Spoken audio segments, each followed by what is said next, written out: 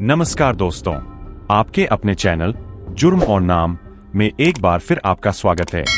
आज मैं आपको सुनाने जा रहा हूं अपराध की दुनिया के एक ऐसे नाम की दास्तान जिसने बैंक रॉबरी का एक नया ही रिकॉर्ड बना दिया। उसका नाम है एम्ब्रोस, जिसने 2-3 नहीं बल्कि 27 बार बैंक में चोरी की और हर बार वो कामयाब रहा। उसकी आखिरी कोशिश के बाद ही वो कानून के शिकंजे में आया। तो चलिए बिना किसी देरी के शुरू करते हैं एम्ब्रोस की पूरी और विस्तृत कहानी। एक शराबी की करतूत और एक चोर की शुरुआत। यह कहानी शुरू होती है एक रात जब एम्ब्रोस शहर के एक बार में ड्रिंक कर रहा था।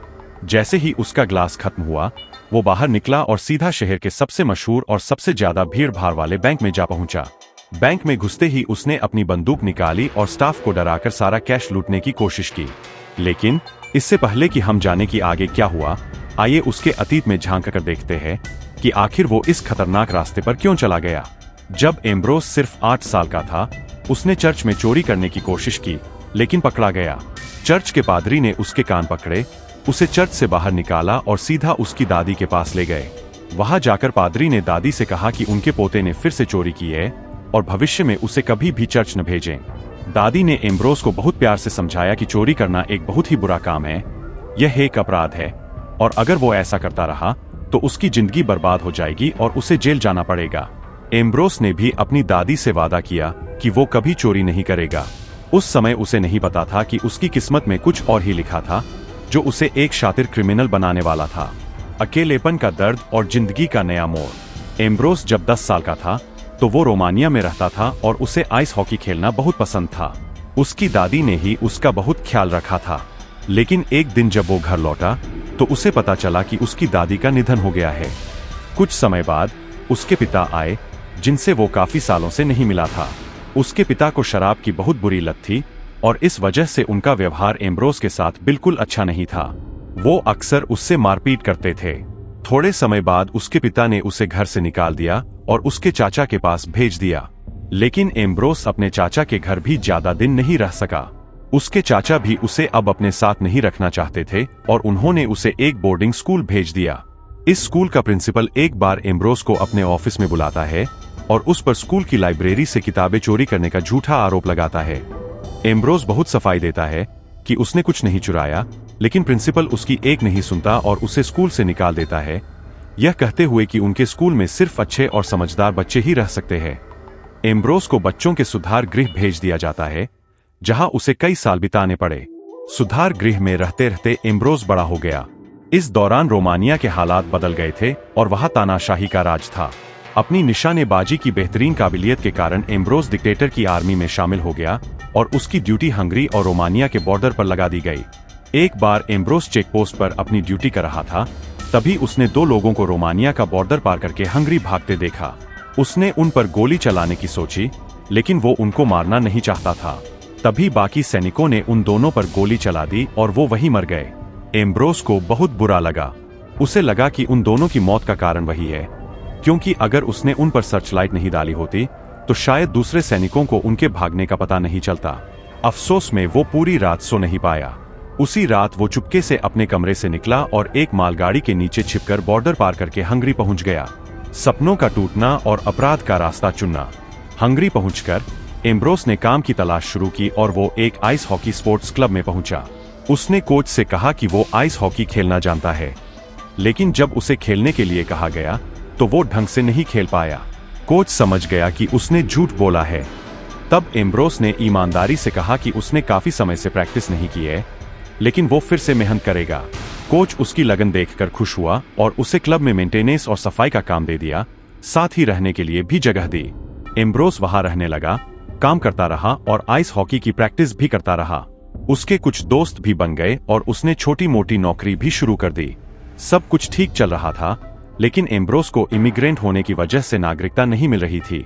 एक बार वो इमिग्रेंट ऑफिस गया, जहां उसे बहुत सारे डॉक्यूमेंट्स जमा करने के लिए कहा गया, जो उसके पास नहीं थे। वो परेशान होकर बाहर निकला। एक और दिन वो अपनी दोस्त कैट के साथ सिनेमा हॉल गया। उसने पॉपकॉर्न और कोल्ड ड्रिंक का ऑर्डर दिया, लेकिन उसके पास इतने पैसे नहीं थे कि वो बिल चुका सके। कैट ने बिल भरा, जिससे एम्ब्रोस को बहुत शर्मिंदगी महसूस हुई। उसे लगा कि पैसों के बिना इस शहर में वो ज्यादा दिन नहीं रह पाएगा। अगले दिन उसने अपने आइस हॉकी क्लब के एक दोस्त से मदद मांगी, जिसके अंकल मार्टिन मिनिस्ट्री ऑफिस में काम करते थे। एम्ब्रोस मार्टिन से मिला और नागरिकता के लिए रिक्वेस्ट की। साथ में उसने एक लिफाफे में कुछ पैसे भी रखे थे, लेकिन मार्टिन ने कहा कि ये पैसे काफी नहीं है, क्योंकि मिनिस्ट्री में बहुत लोगों को रिश्वत देनी पड़ती है। एम्ब्रोस ने वादा किया कि वो और पैसों का इंतजाम करेगा। मार्टिन ने उसे बाद में कॉल करने को कहा, लेकिन एम्ब्रोस ने जब भी मार्टिन को फोन किया, वो फोन नहीं उठाता था।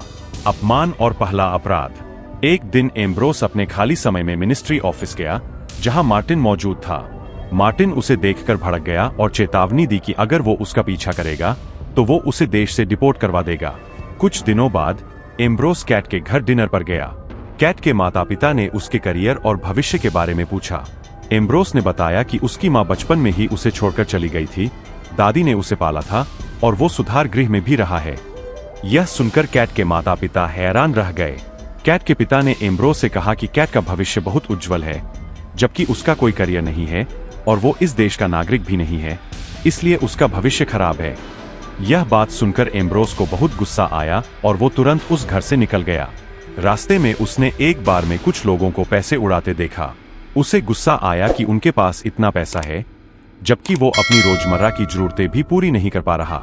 इसी गुस्से और अपमान में उसने पोस्ट ऑफिस को अपना पहला निशाना बनाया। उसने एक मार्केट जाकर अपना हुलिया बदलने के लिए कपड़े खरीदे, साथ ही एक खिलौने वाली बंदूक भी ली। पोस्ट ऑफिस जाने से पहले उसने ड्रिंक की और पूरे कॉन्फिडेंस के साथ पोस्ट ऑफिस में दाखिल हुआ। उसने काउंटर पर बैठी लेडी को बंदूक दिखाकर धमकी दी कि सारे पैसे बैग में भर दे। जब लेडी ने उसकी बात को नजरअंदाज किया तो वो गुस्से में काउंटर पर से कूदकर अंदर गया, लेडी को एक कमरे में बंद किया और ड्रॉर में रखे सारे पैसे बैग में भरकर चुपचाप वहां से चला गया। घर पहुंचकर जब उसने बैग खोला तो देखा कि उसमें बहुत सारा कैश था। पैसे का नशा और अपराध का सिलसिला। अब एम्ब्रोस ने उन पैसों से जमकर शॉपिंग की, जुआ खेला, महंगे रेस्टोरेंट्स में गया और अपनी जिंदगी का लुत्फ उठाया। वो पैसे लेकर मार्टिन के पास गया, उसे पूरी रिश्वत दी और जल्द ही उसे नागरिकता भी मिल गई। चुराए हुए पैसों से उसने एक गाड़ी खरीदी और कैट के कॉलेज के बाहर जाकर उसे एक महंगा तोहफा दिया, जिससे कैट बहुत खुश हुई। उसके हॉकी खेलने वाले दोस्त भी हैरान थे कि उसके पास इतना पैसा कहां से आया। उसने सबसे कहा कि उसने इंपोर्ट एक्सपोर्ट का नया बिजनेस शुरू किया है, लेकिन जल्द ही उसके सारे पैसे खत्म हो गए और वो फिर से चोरी करने पर मजबूर हो गया। इस बार वो एक स्कूटर से उसी पोस्ट ऑफिस पहुंचा।